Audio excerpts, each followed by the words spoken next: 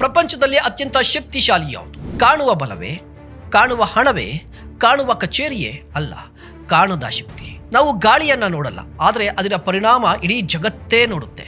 ಅದಕ್ಕಾಗಿಯೇ ವಾಯುದೇವ ಕೇವಲ ಗಾಳಿಯ ದೇವರಲ್ಲ, ವೇಗ, ಸ್ವಾತಂತ್ರ್ಯ, ಬದಲಾವಣೆ, ಚುರುಕುತನ ಮತ್ತು ಪ್ರತಿಯೊಂದು ಮೂಲೆಯನ್ನು ತಲುಪುವ ಶಕ್ತಿಯ ಪ್ರತೀಕ.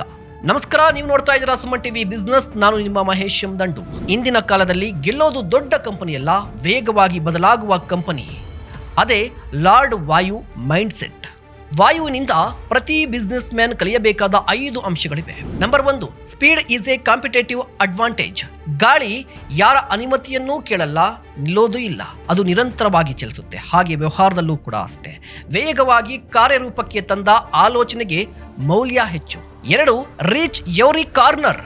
ಗಾಳಿಗೆ ಯಾವುದೇ ಮಿತಿ ಇಲ್ಲ, ಎಲ್ಲಾ ಮೂಲೆಗಳಿಗೂ ತಲುಪುತ್ತೆ. ಹಾಗೆ ವ್ಯವಹಾರದಲ್ಲೂ ಕೂಡ ಒಂದೇ ಗ್ರಾಹಕ, ಒಂದೇ ನಗರ, ಒಂದೇ ಮಾರ್ಕೆಟ್ ಮೇಲೆ ಅವಲಂಬಿಸಬೇಡಿ. ನಿಮ್ಮ ಬ್ರ್ಯಾಂಡ್ ಜಗತ್ತಿನಾದ್ಯಂತ ತಲುಪಬೇಕು. 3, ಅಡಾಪ್ಟ್ ಟು ಎವ್ರಿ ಸಿಚುವೇಶನ್. ಗಾಳಿಗೆ ಆಕಾರ ಇಲ್ಲ, ಎಲ್ಲಾ ಜಾಗ, ಎಲ್ಲಾ ಪ್ರದೇಶ, ಎಲ್ಲಾ ಪರಿಸ್ಥಿತಿಗೂ ಹೊಂದಿಕೊಳ್ಳುತ್ತೆ. ಹಾಗೆ ವ್ಯವಹಾರದಲ್ಲೂ ಕೂಡ ಮಾರ್ಕೆಟ್ ಬದಲಾದರೆ ನಾವು ಬದಲಾಗಬೇಕು, ಗ್ರಾಹಕರು ಬದಲಾದರೆ ನಾವು ಸೇವೆಯನ್ನ ಬದಲಿಸಬೇಕು. 4, invisible things create visible success. ಗಾಳಿ ಕಾಣೋದಿಲ್ಲ, ಅದರ ಪ್ರಭಾವ ಕಾಣುತ್ತೆ. ಹಾಗೆ ವ್ಯವಹಾರದಲ್ಲೂ ನಂಬಿಕೆ, ಬ್ರ್ಯಾಂಡ್, ಸಂಸ್ಕೃತಿ ಕಾಣಲ್ಲ, ಆದರೂ ಅವೇ ಕಂಪನಿಯ ಆಸ್ತಿ. 5, ನೆವರ್ ಸ್ಟಾಪ್ ಮೂವಿಂಗ್. ಗಾಳಿ ನಿಂತ ದಿನ ಜೀವನವೂ ನಿಂತಂತೆ. ಹಾಗೆ ವ್ಯವಹಾರದಲ್ಲೂ ಕಲಿಕೆ ನಿಂತರೆ ಬೆಳವಣಿಗೆಯೂ ಕೂಡ ನಿಲ್ಲುತ್ತೆ. ಅದಕ್ಕಾಗಿಯೇ ಹೊಸ ಆಲೋಚನೆಗಳು ಹುಡುಕಬೇಕು, ಹೊಸ ಮಾರ್ಗ ಹುಡುಕಬೇಕು. ನಿಮ್ಗೊಂದು ಬಿಸ್ನೆಸ್ ಎಕ್ಸಾಂಪಲ್ ಹೇಳ್ತೀನಿ.